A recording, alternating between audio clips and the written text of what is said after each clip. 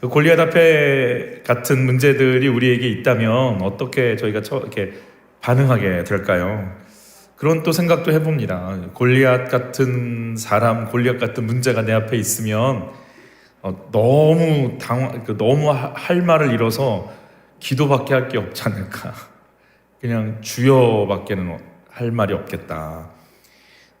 뭐 해볼 만한 문제가 오면 머릿속에 생각할 거 아니에요. 이건 이렇게 하고 저렇게 하고 이건 이렇게 했다가 요건 이렇게 누구한테 연락하고 저쪽은 이렇게 달래고 얼르고 이쪽은 막 이렇게 위협했다가 이건 이렇게 하면 풀리겠네. 이런 생각을 하는 게 아니라 주여 아버지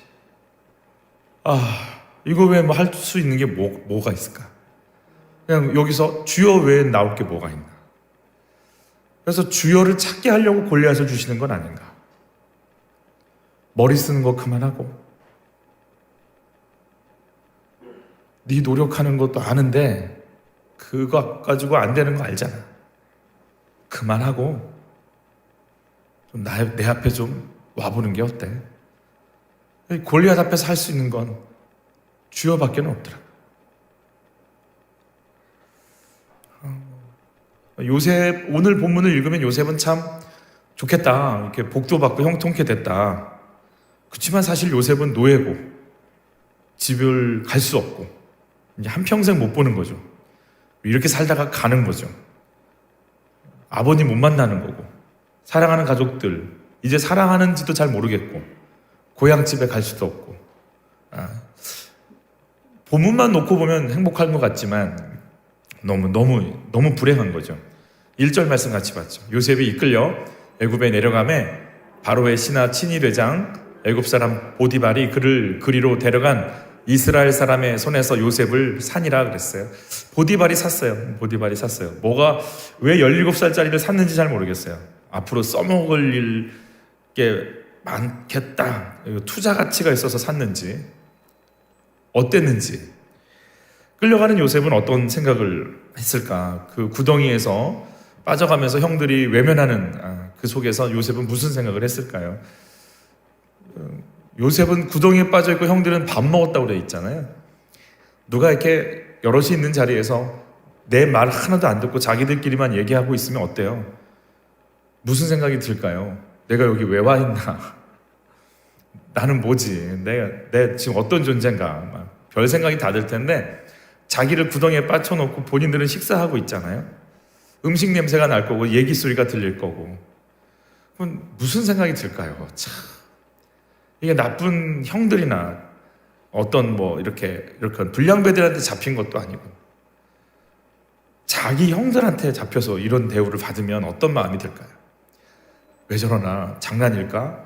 장난이 너무 심한데 이거 이렇게 다 가는 건가? 목마른데 물도 안 주나? 내가 뭔 잘못을 했을까? 이러다가 나 끝나는 거 아니야? 형들이 나 놓고 가면 어떡하지? 나 어떡하지? 형들 진짜 나쁘다? 아니 내가 잘못한 게 많겠지?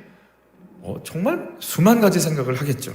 그리고 구덩이에서 빠져나올 때 형들 놀랬잖아 그랬더니 하는 말이 이렇게 머리짓 한번 하더니 와서 그 상인들이 자기를 잡아다가 목에 이제 사슬도 채우고 밧줄로 묶고 끌고 갈 때 그리고 무슨 대접을 받았겠어요? 노예들이 그냥 그야말로 맨발로 옷도 다 벗겨졌잖아요. 채색 옷도 속옷을 걸쳤는지 어쨌는지 그리고 끌려가는 때 하나님이 뭐예요? 내가 왜 이렇게 돼야 돼요? 이거 뭐예요? 당황하고 답답하고 불안하고 표현할 길 없는 마음들. 주님이 이렇게 얼마나 하나님을 찾았을까요? 하나님 이건 뭐예요? 그럼 주님이 13년 후에 총리 돼 좀만 참어 이렇게 해주시면 얼마나 좋아요. 우리 주님은 정확하게 신실하게 아무 말씀도 안 하시죠. 이럴 때일수록 진짜 침묵하시죠. 하나님 내 딸 어떻게 해요? 우리 남편 어떻게 해요? 막 이러고 외치는데 주님은 뭐라고 이렇게 좀 주시면 좋겠는데 근데 뭐라고 말씀은 없으시지만 마음 가운데 알 수 없는 뭔가 표현할 수 없는 뭔가 나를 붙잡고 있는 듯한 소망은 생기는데 어떻게 될지 상황을 보면 막막하고 답이 없는 이 상황에서 우리는 그럼 어떻게 하는 게 좋을까요? 이 자리에서 우리는 어떻게 하는 게 맞을까요? 이 답이 없는 상황에 우리가 할 일이 있다고 오늘 주님 말씀해 주십니다. 이런 긴 여정 속에서, 답답한 여정 속에서 매 순간 우리가 할 수 있는 건 주님 부르는 것밖에는 없다라고 얘기해 주시죠. 노예가 됐어요. 언제 죽을지 모릅니다. 글쎄요, 이렇게 노예들에 대한 영화를 보면 어때요? 잡히는 순간 자유를 잃어버리죠. 영화에서도 봤고 다큐멘터리 하는 장면들 보니까 노예들을 이렇게 미국으로 데리고 갈 때 무슨 이렇게 뭐라고 하지? 쌓아놓더라고요, 노예들을. 참. 그래서 항해를 하는데 그대로 그냥 놓고 가요. 그래서 위에서 대변을 보면 이게 그대로 떨어지더라고요. 그리고 거기서 죽어가는 거예요. 거의 3분의 1이 죽는다고 그러잖아요. 그리고 죽으면 이제 보상금을 받기 위해 보험금을 타려고 비실비실한 사람들은 바다에 막 빠지면서, 그런 얘기가 어떻게 그 바다에서 살아남았는지, 그 노예가 살아남아서 와서 신고하는, 그래서 그 사실이 알려지게 되는, 이 당시의 노예는 더 취급을 못 받았겠죠. 내가 그런 노예가 됐어요. 언제 어떻게 죽을지 몰라요. 눈 떠보니까 어느 호화스러운 저택에 왔는데 일을 시키는데 한 번도 해보지 않은 일들이에요. 뭘 얼마나 친절하게 해요. 무슨 인권이 있고 뭐가 있었겠어요. 못하면 할 때까지 욕먹고 맞고 그러는 거 아니겠어요? 힘이 없고 서투르니까 실수 연발하고, 너 다시 실수하면 가만 안 둬. 대화가 되겠어요? 언어가 다른데. 편안하게 밥이라도 먹었겠나. 먼저 온 노예들이, 또 관리자들이 얼마나 자기를 또 무섭게 이렇게 눈치를 줬을까. 화장실을 한번 제대로 갈 수 있었을까. 밥을 제대로 먹나, 잠을 제대로 자나. 제일 힘든 건 도대체 이게 언제쯤 끝날지, 내 인생이 이렇게 끝나나 보다, 이거 외에는 아무 생각도 없다라는 거죠. 아마 그 영화 같은데 그러잖아요. 정말 이게 악몽인 줄 알고 어젯밤 큰일 났다, 이런 악몽을 꿨어. 그리고 눈 떠보니까 이게 현실인 거죠. 누가 말도 안 통하는 요셉에게 와서 뭘 따뜻하게 해줬을까요? 어떤 마음이 들었을까요? 요셉이 여기서 어떤 마음이 들었는지에 대해선 성경에 언급이 안 돼요. 근데 여러분 같으면 어떤 마음이 드셨겠어요? 도대체 이게 뭔가? 이 모든 일의 시작은, 가장 근본적인 거는, 물론 너무 근본적인 건 하나님의 계획이겠지만, 첫 번째는 야곱의 집착과 편애죠. 두 번째는 이놈의 꿈이죠. 요셉이 꿈꾼 거. 꿈을 안 꾸시기를. 꿈을 꿨더니 이런 일이 당하나. 하나님 꿈꾼 자들이 도대체 이런 일 당하려고 꿈을 꿨나. 하나님 꿈을 꾸는 사람들은요, 대가를 치르게 돼 있어요. 이 말을 듣는 순간 정말 꿈을 안 꿔야겠다, 이런 소망이 올라오시죠. 2절 3절 같이 받을까요? 여호와께서 요셉과 함께 하심으로 그가 뭐하는 자가 돼? 형통한 자가 돼요. 그의 주인 애굽 사람의 집에 있으니 그의 주인이 여호와께서 그와 함께 하심을 보며, 또 여호와께서 그의 범사에 형통하게 하심을 보았더라. 이게 반복이 되는 구절 중에 하나가 여호와께서 함께 하셨다. 그래서 그가 어떤 존재가 됐어요? 형통한 사람이 되었다. 그와 함께 하심을 요셉만 느끼는 게 아니라 그 주인 보디발이 봤다. 그래서 여호와께서 요셉의 범사에 형통하게 하심을 보았다. 요셉이 굉장히 타고난 뭐가 있어서 형통한 게 아니라 여호와라고 하는 신이 요셉과 함께 하시는 것을 보디발이 봤대요. 그리고 그 결과가 그의 범사에 하는 일을 풀어가는 형통을 주시는 걸 봤다는 거죠. 형통 말이라 그 찬양. 제가 신방을 갔는데 그 예전 교회에서 목사님이 이게 저희 그때는 이제 순이라고 했는데 저희 순에 주제갑니다. 만사형통하리라 이러시더라고요. 그래서 그러시냐고, 모든 게 잘 풀어진다는 얘기겠죠. 그럼 만사형통 되시기를 축복합니다. 물론 이게 함정이 있을 거라 생각하고 아멘 안 하시는 거 이제 대단하신 거죠. 네. 하나님이 보실 때 이게 형통인가? 그 하나님 보실 때 형통인가 봐요. 근데 요셉의 마음, 요셉이 당할 때 이게 형통일까? 참 이게 형통일까? 고민이 됩니다. 이렇다고 일 잘한다고 요셉의 신분이 바뀔까? 뭐가 새로워지는 게 있을까? 요셉이라면 도대체 어떤 마음을 품고 이 노예 시간을 이제 받아내야 될까? 보디발의 집에 팔렸다고 그러죠. 보디발은 애굽의 바로의 친위 대장이라고 되어 있습니다. 바로를 지키는 경호대장인 거죠. 그래서 굉장히 실력자인 거죠. 그 정치력도 굉장할 것이고 그 자리에 갈 정도의 수준이니까 대단한 사람이 틀림없습니다. 보면은 이렇게 다윗도 자기 측근에 이렇게 왕들을 이렇게 장군들을 놓지 않겠습니까? 그러니까 파라오가 굉장히 신이 많은 사람인 것이죠. 왕의 신임을 받고 있는 군사력을 갖고 있는 자니 얼마나 대단하겠어요. 군사력도 대단한데 신임까지 얻고 있으니 이 왕과 한 몸이 되어서 움직이죠. 왕을 철저히 보호하는 사람이죠. 그래서 여러분, 왕 앞에 오는 사람들의 표정, 눈빛, 그리고 들리는 소문, 그의 자세, 어떤 안건을 가지고 왔는지까지도 굉장히 자세하게 알고 있죠. 그래서 자칫 저 사람이 어떤 마음을 가지고 왕에게 오는지까지 한눈에 알아볼 수 있는 사람입니다. 이 정도의 사람이면 사람 보면은 압니다. 그 정도는 파악할 수 있는 사람입니다. 애굽에서 왕실에서 그야말로 이 강력한 애굽에서 형통한 사람들을 수없이 봤을 겁니다. 게다가 아직 요셉 이야기가 맞춰질 때쯤 애굽은 중앙 집권화가 되거든요. 이 7년 대기근과 흉년과 풍년을 통해서 토지를 다 사들이거든요. 그래서 모든 토지가 왕의 것이 됩니다. 아직 중앙 집권화가 이루어지기 전이라서 호적들의 이 강성함이 있었을 것이고, 왕과 엇가이를 겨뤄볼 무슨 김씨, 어디 이씨, 어디 조씨 막 이러면서 그 세력들이 형통하고 잘 나가는 사람들을 얼마나 많이 아련하고 보고 힘겨루기를 하고 신경을 쓰고 있었겠어요. 그래, 잘 나가고 형통한 사람들을 보는 이 보디발이 자기에게 온 노예를 보면서 형통한다라는 것이 뭔지를 보고 새롭게 보고 있다라는 것을 알게 돼요. 요셉을 데리고 올 때 요셉에게서 그냥 데리고 오지 않았을 거라 생각이 들어요. 그렇다면 요셉의 눈빛, 하나님을 생각할 수 있고, 또 일단 요셉은 사랑받은 사람이잖아요. 그래서 뭔가 귀티가 나는 것 같기도 하고, 애가 참 괜찮은 것 같다 이런 생각이 드는 거죠. 옆에 분 한번 쳐다보시죠. 어떻게 생겼는지 한번 보시면서 어떤 티가 나오는지. 뭔 티가 나오시는 것 같아요? 네, 얘기는 하지 마세요. 사람을 볼 줄 아는 보디발의 눈에 요셉이 보입니다.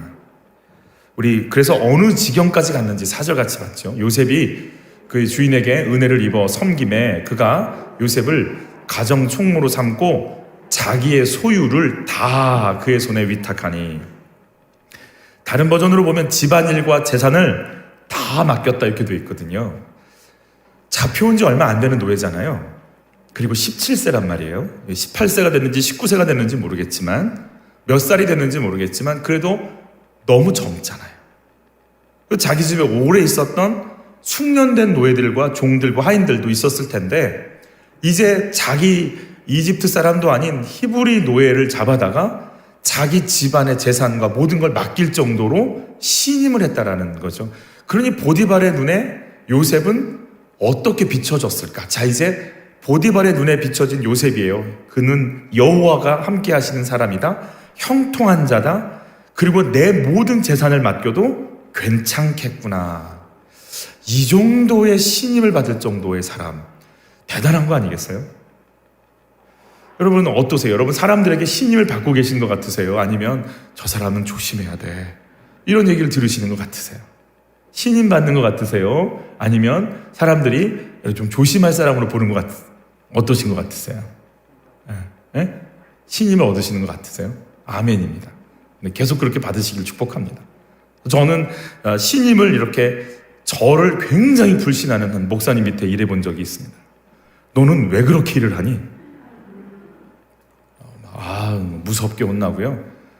사무실에 앉아있으면 본당으로 올라가! 그래서 일주일 동안 본당 앉아있기도 했어요. 잘했지요?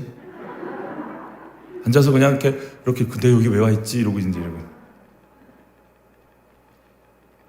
그리고 어떤 목사님은 저에게 속마음을 다 토해낼 정도로 저를 또 신임해주는 분도 만났어요. 하여튼 다 겪어봐야 될 것 같아요. 하늘과 땅을 왔다 갔다 하는 거죠. 17세의 소년 요셉, 어떤 모습으로 일을 했을까요? 자, 노예입니다. 노예. 집에 못 갑니다. 정말 눈 떠서 하는 모든 게 싫습니다. 눈 떠서 하는 모든 게 싫어요. 요셉의 내면은 어떨까요? 여러분, 이런 일을 당하면, 정말 이렇게 끌려와서 일을 한다면 어떤 마음이 들까요? 첫 번째, 야, 이놈의 인생 끝났어. 자포자기, 낙심, 그냥 몰라 나도. 나 이렇게 살다 어떻게 돼버릴 거야. 내가 오늘 그냥 콱 이렇게, 여기서 콱은 상상에 맡기겠고, 내가 그렇게 해버릴 거야. 막 이런 그런 스타일도 있을 것이고. 두 번째, 두고 봐. 내가 여기서 돈을 훔쳐가지고 말도 구입해서 내가 아버지 집에 가서 형들 내가 다 그냥 콱, 여기 또 상상에 맡기겠고, 분노는 나의 에너지, 막 이런 거. 두고 봐. 두고 보라고 막 증오가 막 이렇게 끌어오르는 거죠. 화를 낼 때 사람들은 이렇게 호르몬이 나오기 때문에요, 지치지 않습니다. 분노가 올라올 때 뭔가 할 수 없는 에너지가 폭발합니다. 그래서 화를 낼 때 일이 잘 된다는 얘기, 그런 일이 있지 않수? 요즘 막 화를 내시는 분들도 계세요. 일을 하기 위해서 일부러 화를 내시는 분들이 있어요. 귀한 분들이죠. 이런 분들은 옆에 가시면 죽는 거죠. 저희 리더십 중에 그런 분이 계셨어요. 대놓고 얘기하시더라고요. 화를 낼 때 일이 잘 된대요. 그런 그날은 화를 맞는 날이에요. 막 이렇게. 어땠을까요? 요셉의 상태는 어땠가? 이렇게 답답한 이 상황에 들어갔는데, 답도 없는 이 상황에 들어왔는데 어떤 마음으로 지금 이 시간을 보낼까요? 분노, 답답함, 그리고 원망, 그리고 막연함, 그리고 두려움, 이 속에 잡혀 있으면 신임을 얻을까요? 딱 보는 순간, 아휴, 쟤는 말이야, 벌써 그냥 보는 사람마다 아휴, 이러지 않겠어요? 어떻게 무슨 재산을 맡기겠고, 어떻게 집안일 다 맡길 수 있겠어요? 쟤를 보면 맡겨도 되겠어. 그 마음이 올라올 정도로 그는요, 매여 있지 않았어요. 두려움에, 미움에, 원망에, 좌절에 매여 있지 않았어요. 여러분, 표정을 보면 사람이 매여 있는 게 보여요. 다시 옆에 사람을 보라고 하면 안 될 것 같아요. 그죠? 매여 있는 게 막 확 보일 테니까. 매여 있는 게 어쩔 때는 그래요. 이게 어쩔 수 없어요. 이렇게 보다 보면 이렇게 막 이러고 계신 분들이니까 어디가 힘드시구나, 이런 생각이 드는 거죠. 매여 있는 거죠. 그러지 않았어요. 그는 지금 이 시간 나를 통해 일하실 그분을 만나고 있어요. 그러면은 목사님, 그 문제가 해결이 됐을까요? 마음속으로 형들에 대한 관계가 정리가 됐을까요? 내 인생에 대한 어떤 자기 자체적으로의 뭔가 계획과 플랜이 있을까요? 없어요. 막연해요. 어떻게 될지 모르겠어요. 그런데 거기에 일단 얽매여 있지 않아요. 이럴 수 있나요? 저도 부러워요, 그게. 거기에 얽매여 있지 않고 나는 또 나의 일을 할 수 있을까? 요셉은 일단 그렇게 갔어요. 거기에 얽매여 있지 않아요. 내게 주신 일이, 내가 앞으로 뭐가 될지, 우리 여러분이 어떠세요? 아이들의 성적표를 보면 어떤 마음이 드세요? 그냥 주여 살려주옵소서, 이런 기도가. 참 여러분 잘 모르시겠구나. 공부를 잘 하시기 때문에 잘 모르실 수 있어요. 그건 그거고 나는 나의 갈 길 가리라. 두 번째, 하여튼 내면은 묶여있지 않습니까? 두 번째, 일할 때 자세는 어땠을 것 같으세요? 그가 일을 할 때 어떤 마음으로 일을 할까요? 처음 하는 일들일 거 아니겠습니까? 그 처음 시키는 일들인데 얼마나 하기 싫어하고 대충 하고, 여러분 같이 일해보시면, 직장에서 같이 일해보시면 느끼죠. 일을 딱 줬는데 어떤 사람은 처음부터 끝까지 어떻게 왜 했고, 그 다음 보완점은 뭐고, 이렇게 하면 더 좋을 것 같고, 이걸 이렇게 하면 어떨 거냐 이제 상의도 해보고, 좀 더 그걸 잘해보기 위해서 애쓰고, 이런 분이 있는가 하면 일을 해보면 느끼잖아요. 딱 보기만 해요. 더 하면 큰일 나는 줄 알죠. 그리고 더 일을 맡길까봐 싹 사라지는 느낌이에요. 우리는 치고 잘 빠져야 됩니다. 일 시킬까봐. 요셉은 어땠을 것 같으세요? 그는요, 주인처럼 일했을 거예요. 이게 주인이 왜 얘기했는지, 어떻게 내가 어디 고랑까지 파야 내일 일을 하지 않고 물고가 트여서 이 밭으로 물이 흘러가고, 어디 나무를 베어야 시야가 확보가 돼서 뭐 어디 보기가 좋고, 어떤 나무를 어느 토지에 심어야 뭐가 좋을 것이며, 이거를 이렇게 해왔지만 이게 더 효과적이니 이렇게 하는 게 어떠냐고 굉장히 창의적으로 얘기했을 거예요. 그 몇 마디 말을 딱 들어보는 순간 이분이 일을 하려고 하는 사람인지, 잘 피해서 월급만 딱 받고 빠질 뿐인지 느낌이 오잖아요. 요셉은요, 뭐 맡기지 않았을 거예요. 뭘 해야 되는지 알았을 거예요. 그리고 어떤 일을 하는 것이 가장 효과적인지를 생각하며 일했을 거예요. 그러니까 모든 걸 맡기는 거죠. 배우려는 자세가 있지 않았겠어요? 모르잖아요. 모르는 일이잖아요. 그런데 그는 배우려고 했단 말이에요. 나일강 쪽에서 물을 어떻게 끌어오는 거 한 번도 해본 적 없어요. 그런데 그 일을 배웠을 거예요. 물을 어떻게 되는지를 누구보다도 찾아가서 배웠을 거예요. 그 모습을 보디발이 보는 거 아닙니까? 여러분, 관계는 어땠을 것 같으세요? 관계는? 요셉의 연약함 중에 하나가 뭐죠? 요셉 이야기가 딱 시작하면서 나왔던 게 뭐죠? 형들의 잘못을 뭐 하는 거예요? 아버지한테 고자질했다 이렇게 나오잖아요. 그는 그런 스타일이라고 말씀드렸어요. 나는 틀린 말 안 해. 그렇죠? 틀린 말 안 하죠. 그분과 얘기하고 나면 속이 상하죠. 난 뒤끝이 없어. 뒤끝은 없어요. 이미 다 죽어버렸어요. 다. 상처받았어요. 그러니까 요셉은 상대방 이렇게 케어 못해요. 할 말 해버리는 사람이에요. 요셉이 만약 지금 여기서 자기 말만 하고 다녀서 분란을, 아픔을, 상처를 갈라놓는 일을 했다면 여러분 맡길 수 있을까요? 요셉은요 분명히 전체를 볼 줄 아는 눈을 가졌을 거예요. 내가 여기선 참아야 돼. 내가 여기선 들어줘야 돼. 내가 여기선 기다려줘야 돼. 내가 여기서 어떻게 할지 생각해 봐야 돼. 함부로 입 열지 않았을 거예요. 아마 형 집에 있을 때, 아버지 집에 있을 때 막 말하고 다니던 이 친구가 노예 생활하면서 오히려 억울하고, 여러분 노예들이잖아요. 환난당하고 빚지고 억울한 사람들, 그냥 사연들로 꽉 차 있는 사람들 아니에요. 밤중에 그들이 모여서 난 말이야 이러다가 끌려왔어. 난 말이야 이러이러한 왕국에 정말 잘 나가는 집안이었는데 망해서 이쪽으로 끌려왔어. 그 푹푹 썩는 한들을 토해놓을 때요 요셉이 끊임없이 들어주고 이야기해주고 그들 편에 서주는 그런 역할을 하지 않았을까요? 전체를 아우를 줄 알고 품을 줄 아는 사람인 거죠. 그러니까 집안의 모든 노예들을 다 맡기는 거 아니겠어요? 하나님과의 관계는 어땠을까요?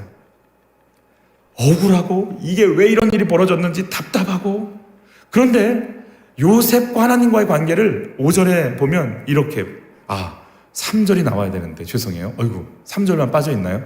제가 실수한 것 같아요. 3절 한번 읽어볼게요.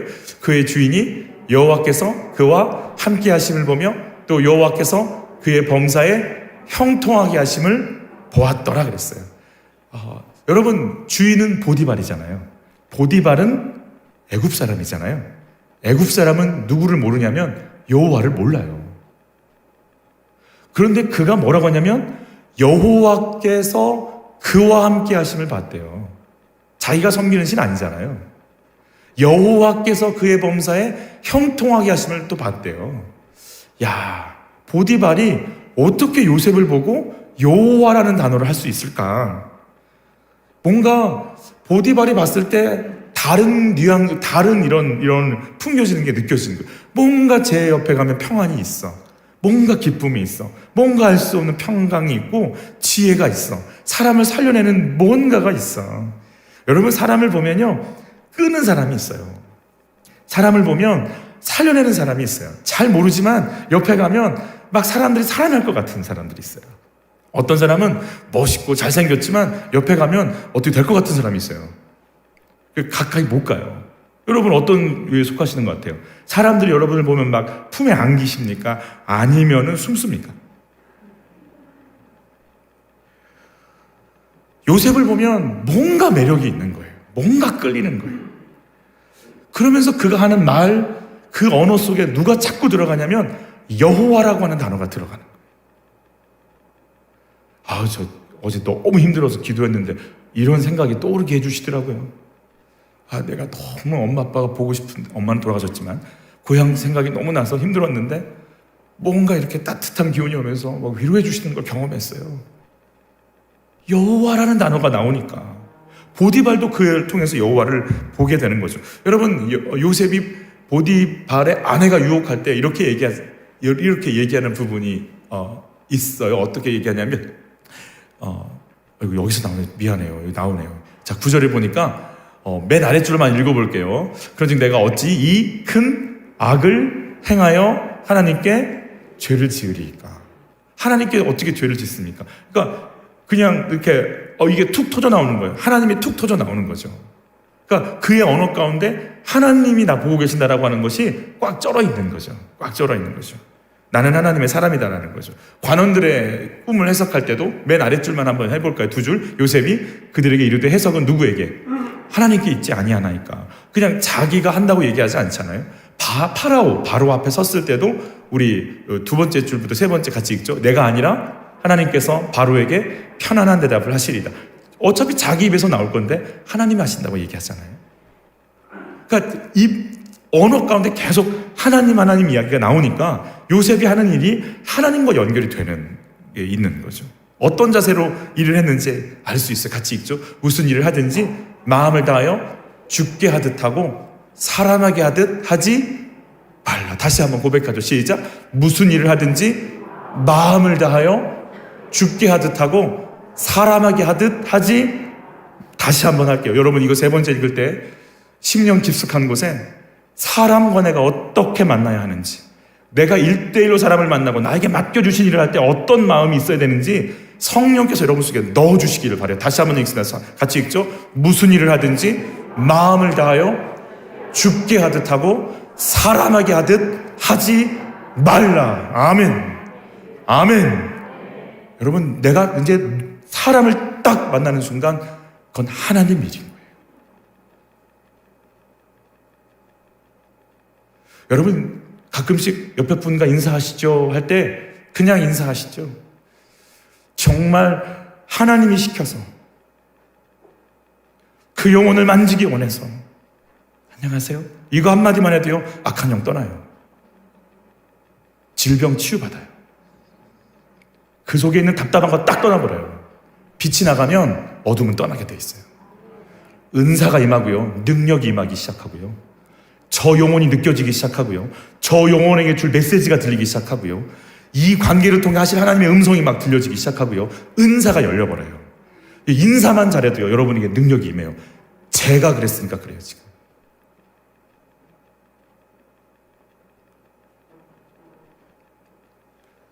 여러분 죽게 하듯 하라고 그랬어요. 그 순간 능력이 임합니다.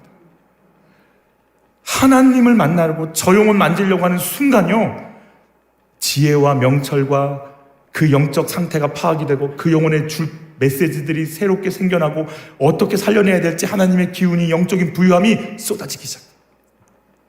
죽게 하듯 하는 거예요. 그 순간 달라지게 돼 있어요. 우리가 그래서 찬양을 잘하는 게 아니에요. 죽게 하듯 하는 거예요. 안내를 잘하는 게 아니에요. 죽게 하듯 하는 거예요. 그냥 이렇게 보기만 해도 주님이 막 느껴지는 거예요. 요셉을 보고 여호와께서 저와 함께 하시고 여호와께서 형통함을 주고 계신 거에 하나님을 모르는 보디발의 눈에 보이는 거예요. 같이 한번 읽어보죠. 오직 하나님께 옳게 여기심을 입어 복음을 위탁받았으니 우리가 이와 같이 말함은 사람을 기쁘게 하려 함이 아니요 오직 우리 마음을 감찰하시는 하나님을 기쁘시게 하려 함이라. 여러분 저는 오늘 말씀을 듣고 기도하실 때 영적인 센서가 열리길 축복해요. 머리로서는 이런 말 해야지, 이렇게 말해야지, 이렇게 내가 꼭 이건 딱 그런 머릿속에 계산이 있어도 마음 가운데 하지마, 그 말 하지마, 그거 아니잖아, 기다려, 너 지금 두려움 속에 말하지, 너 지금 미움과 혈기 속에 얘기하고 싶지? 내가 원치 않아.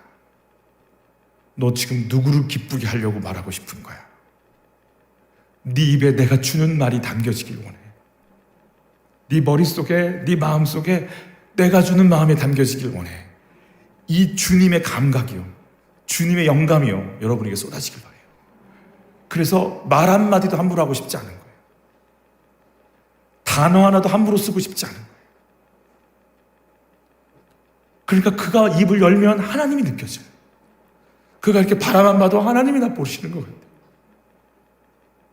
사람에게 하듯 하지 말라. 하나님께 하듯 하라는 거 아니겠어요? 지금 그렇다라고 음악이 울리는 거잖아요.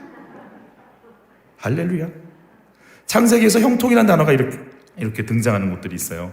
이 리브가를 데리러 아브라함의 종이 갔을 때, 그래서 기도했더니 만나게 하시고, 기도했더니 그 여인이 와서 이렇게 낙타에게도 내가 물을 먹이겠습니다. 그리고 막 물을 뜨게 하시고, 또 가봤더니 그게 아브라함의 혈족이고, 그냥 기도했더니 탁탁탁탁탁 열리는 걸 보면서 우리 이 56절만 같이 읽어볼게요. 그 사람이 그들에게 이르되 나를 만류하지 마소서. 여호와께서 내게 무슨 길?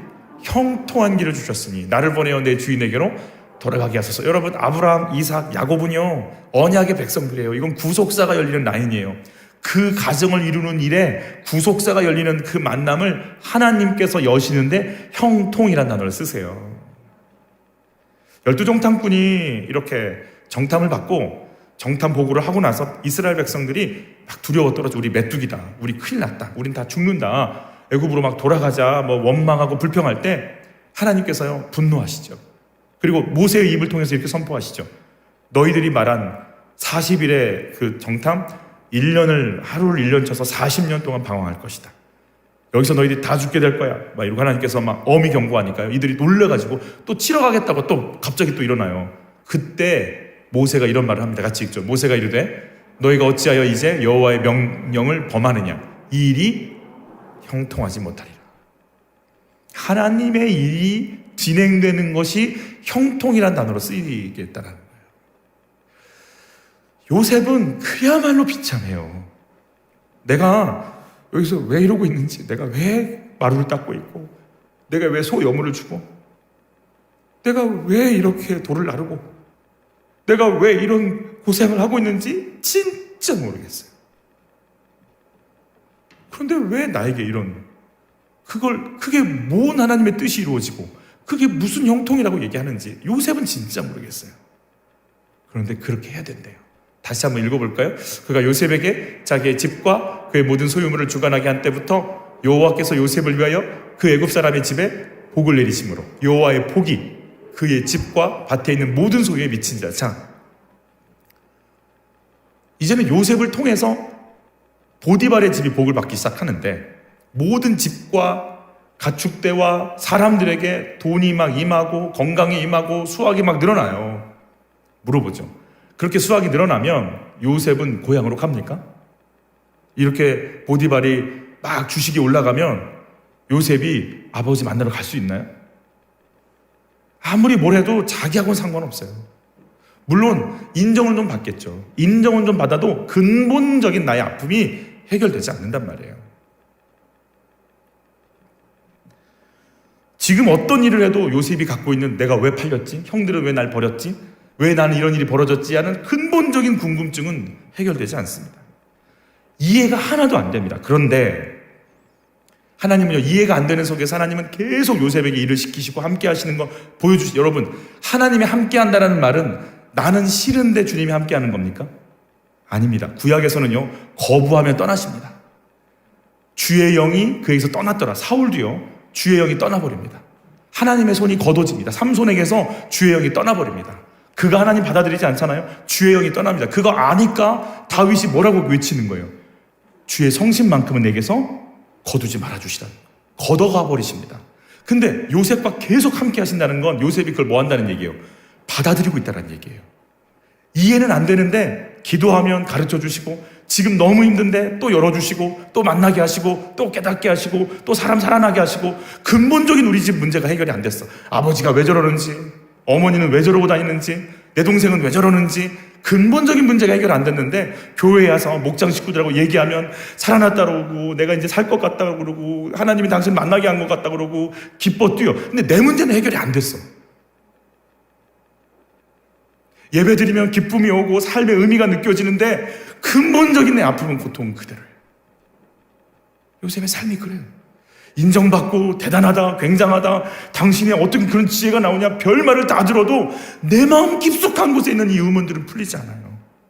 그런데 계속 그 일을 해나가면서 물질은 이렇게, 자금은 이렇게, 어디는 이렇게, 곡식은 어떤 창고에 어떻게, 가을 곡식은 이쪽에, 여름 곡식은 이쪽에, 산모작을 했을 때 처음 익은 곡식들은 어느 쪽에 어떻게 서늘하게 공기를 통하고 바람을 통하고 어떻게 몇 년 묵은 건 어떻게 베풀고, 사람들은 어떻게 배치하고, 이쪽 사람들은 이거 잘하니까 이제는 밭으로 산으로 논으로 어떻게 보내고, 농사는 어떻게 하고, 물은 어떻게 되고.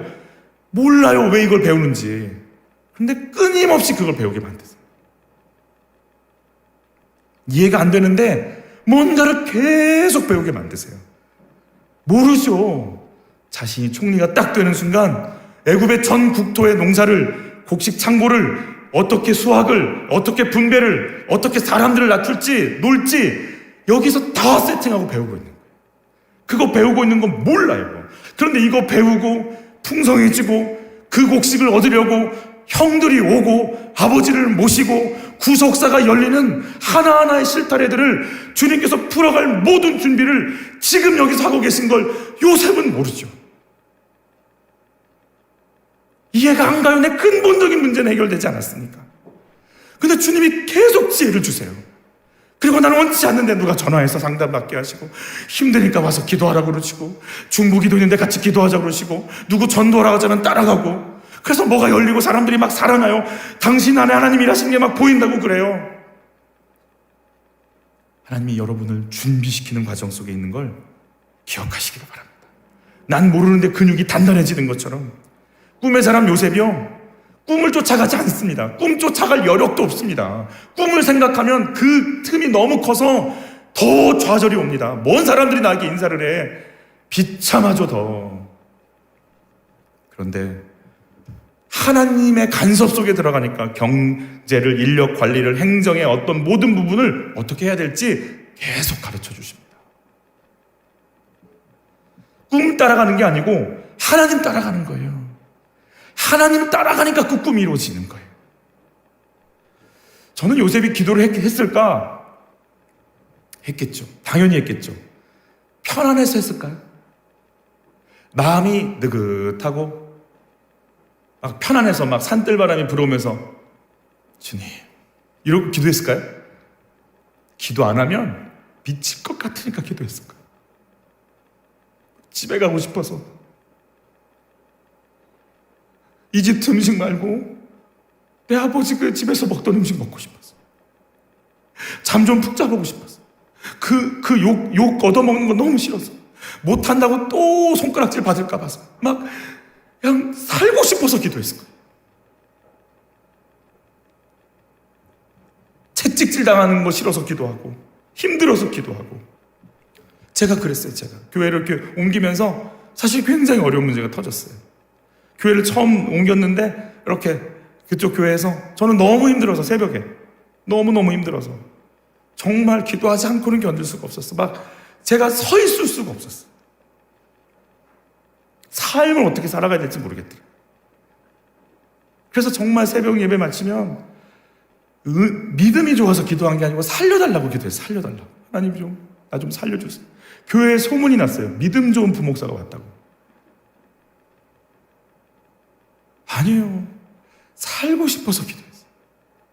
살고 싶어서. 요셉 살고 싶어서 기도했어요. 하나님께 기도하면 뭘 열어주시고, 기도하면 깨닫게 하시고, 기도하면 평안을 주시고, 그 하나님과 교제해서 지혜를 얻고 풀어가는 법을 간절함과 그 막막함을 뚫고 가는 간절함과 몸부림 속에서 끊임없이 부어주시는 거죠. 여러분, 우리에게 그런 기도가 시키실 때가 있어요. 기도를 하면 하는데 부유함을 누리는데 문제는 해결은 안 돼. 몇 년째인지 몰라. 이게 요셉은 13년째 이러고 있어요. 김동욱이라고 하는 가스펠 찬양 가수가 있더라고요. 성가사라고 요즘 부르나요? 이분이 요셉처럼 꿈을 꿔요. 기도원에 엄마 따라 기도하러 갔는데 하늘에서요 빨간 불덩어리가 자기에게 내려오더래요. 그러면서 굽어졌던 허리가 펴지고요, 입에서 멜로디가 나오는데 음표를 봐요, 자기 눈으로. 그리고 멜로디가 언어로 바뀌어져서 지구로 막 쏟아지는 걸 막 환상을 봐요. 자기가 그때 나 찬양 사역자로 하나님 쓰시나 보다, 그때 알았다라는 거예요. 근데 이분이 어딜 들어가냐면 19살 때 SM을 들어가요. SM을 들어가요. 동기가 슈퍼주니어하고 동방신기란 이 후배들이래요. 자기 후배들.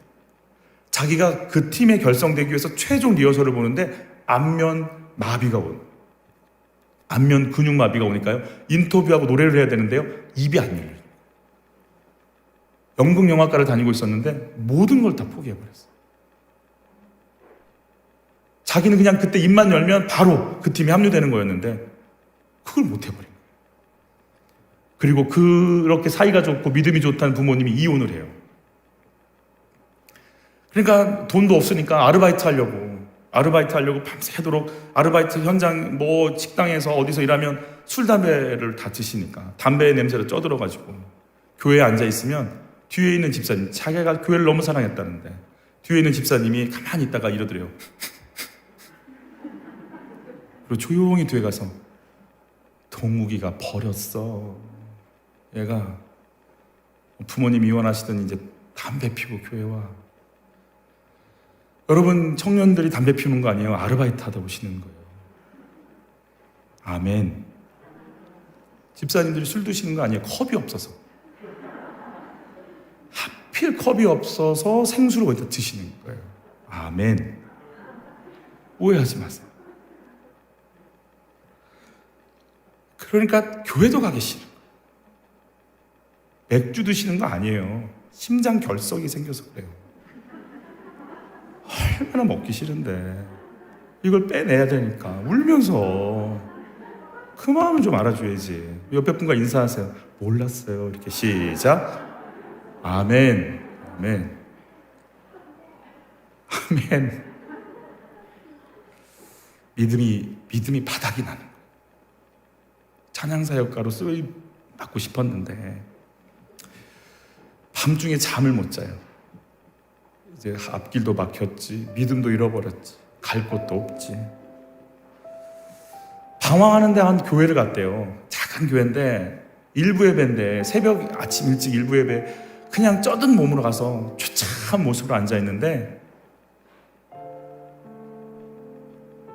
일부 예배 준비하는 예배 팀이 와서 그러더래요. 안쓰러웠나 봐요. 어서 오시라. 근데 주님이 자기를 이렇게 안아주시는 것 같더래요. 그래서 내가 주님을 위해서 어떤 일을 시작할까? 근데 그 순간 유학을 가야겠다 이런 생각이 막 올라오더래요. 그때가 어떤 때였냐면 이렇게 이 버클리에서 동양에 있는 실력 있는 뮤지션들을 뽑아가려고 이 동양 한국을 이렇게 투어하고 있었던 때였대요. 그래서 그 정보를 듣고 그 버클리에서는 재즈를 한대요. 그래서 재즈를 연습을 했대. 자기는 원래 재즈가 아닌데 재즈곡을 다 외웠대요. 키보드로 다 이렇게. 근데 그 순간 자기가 그때 모세를 좀 묵상했대요. 그 험난한 삶을 살았지만 하나님의 비전을 이룬 그 한 사람 모세. 고민하면서 자꾸 그 모세를 묵상하고 있었던 때 그냥 그날도 아침 이제 실기 시험 보는 날 당일날 갑자기 이렇게 앞에 환상이 보이는데 먼지 속에서 두 발이 보이더라는 거예요. 그 모세, 광야를 돌아왔던 그 모세의 발이 보이더래요. 그러면서 애국 군대가 쫓아오고 백성들의 발과 나귀 이런 것들이 환상에 보이면서 험난하지만 결국 비전을 이루시는 하나님의 그 역사가 막 느껴지는데 순간 마음속에 확신이 오더래요. 합격했다. 시험도 안 봤는데 소망이 생기더래요. 그리고 시험장에 들어갔는데 키보드로 이렇게 재즈를 연습했는데 악기는 그랜드 피아노가 있더래요. 무게가 다른 거예요. 어떡하나. 기도하는데요. 누가 뒤에서 자기를 탁 안아주는데 누가 시험 감독관인 줄 알았는데 아무도 없는 거예요. 자기를 어깨를 탁 품어주시는데 예수님이라는 생각이 들어요. 이 키감이 너무 무거운데요. 손을 딱 얹는 순간 스폰지처럼 가벼워지더래요. 너무 잘 연주한 거예요. 흡족하더래요, 심사위원들이. 그리고 묻더래요. 너 왜 우리 버클리 오고 싶어? 그래서 그렇게 얘기했대요. 찬양하고 싶었어요. 하나님께 찬양으로 쓰임받고 싶었어요. 너 그럼 네가 찬양 한번 해봐. 그래서 자기가 작사 작곡했던 찬양을 하나를 이렇게 노래에 연주했대요. 그 순간 교수님이 장학생으로 탁 써버리더래요. 그럼 미국에 갔어요. 물론 장학금도 받았지만 너무 힘든 시간들을 보냈대요. 돈이 없으니까 도넛 하나로 하루를 때우고 학교랑 교회까지 4시간을 걸어 다니고 워커를 신고 다녔는데 몇 개월 되니까 그 두꺼운 워커가 다 찢어지더래요. 너무 걸어 다녀가지고. 그렇지만 광야에서 주님 만난 것처럼 행복하고 길거리에서 찬양하고 기도하면 주님 막 응답하시고, 그냥 도로가 내 예배 쳐서 하나님 막 나와 함께하는 게 막 경험이 되어지고, 돈도 없고 미래도 없고 어떤 것도 없고 부모님이 결합한 것도 아니고 내가 취업한 것도 아니고 내가 이 학교를 잘 졸업할 수 있을지 아무것도 모르지만 그냥 그 순간 날 붙잡고 계신 주님이 날마다 날 길을 만나주시고, 하나님 나 사랑하세요 부르면 내가 너 사랑하지, 주님과 막 교제하고. 마지막 학기 때 정말 돈이 없더래요. 그래서 장학금 이렇게 담당하는 부서에 가서 사정했대요. 나 한 학기만 좀 돈을 좀 어떻게 안 되겠냐 그랬더니 너무 매섭게 쫓아내더래요. 볼 수 없다고, 나가라고 소리를 지르는데 얼마나 무한한지. 나가려고 하는데 저쪽에서 문이 이렇게 열리더래요. 삐까뜩 열리면서 빛이 쫙 나오면서 그 방에 있던 한 사람이 이러더래요. 들어와봐. 갔더니 그 사람이 전체 이거를 관장하는 사람인데 소리를 막 지르니까 궁금했나 봐요. 들어와봐. 당신 무슨 일 때문에 그래? 나한테 그대로 다 얘기해봐. 다 얘기를 했더니요, 그 자리에서 등록금 얼마라고 돼 있는 그거를요 컴퓨터로 턱 치더니 영원으로 딱 바꿔줘 버리더래요. 됐어, 가봐. 8층 계단을 내려오면서 폭포수 같은 눈물을 흘리면서 춤추며 내려왔다. 울면서 기쁘고, 이게 왜 하나님이 나에게 왜 이런 은혜를 주시나. 이렇게 또 중간 생략하고 한국에 들어왔는데 광야를 지나면이라는 찬양을 이렇게 오늘 하고 싶었는데 어려웠어. 여러분의 실력을 너무 무시하는 것 같은가요? 들어보세요. 나중에 광야를 지나면 한번 유튜브에서 들어보시면 좋겠는데, 트는 것도 조심스러워. 요즘은 이걸 쉽게 틀어도 되나 이렇게 오픈해서 조심스러워서 이따가 나중에 한번 기회가 되면 불러보도록 하죠. 여러분 지금 그렇게 아름답게 쓰임 받고 계세요? 우리 지금 여기서 뭐 해야 되죠? 된 것도 없고 문제도 안 풀렸고 소망도 없고 뭐 하나 아무것도 된 거 없는데 우리 지금 여기서 뭐 해야 되죠? 주님밖에 없다고, 아무것도 없다고, 의지할 것도 없고 지혜도 없고 미래도 없다고 고백하시는 거예요. 그리고 주님 도와주지 않으면 내가 살 수가 없다고. 그런데 주님이 희한하게 내 영혼을 부유케 하시고 내 영혼육을 만지시고 내가 앞으로 어떻게 해야 될지 끊임없이 부어주시는 주님의 도우심 속으로, 형통케 하시는 은혜 속으로 들어가게 하시겠다고 하십니다. 그 주님을 바라보며 나가시는 은혜가 있기를 축복합니다. 우리 같이 찬양할까요? 주가 일하시네. 날이 저물어 갈 때, 빈들에서 걸을 때, 그때가